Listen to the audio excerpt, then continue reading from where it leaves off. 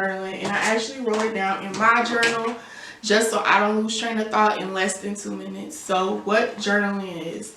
Journaling is when you write down your thoughts onto paper, and as you're writing your thoughts onto paper, you are figuring out who you are as a person.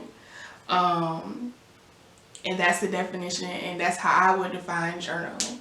Because you're getting your thoughts onto paper, you're gaining clarity, you're organizing your thoughts, you're organizing what you're thinking, while you're also figuring out who you are as a person, what you dislike, or why you dislike something, or why you have this certain trait, and you're improving on yourself. So, and therefore, you're figuring out who you are, and improving on yourself as a person. So, once again, the definition of journaling is writing your thoughts onto paper, and in doing so, figuring out who you are.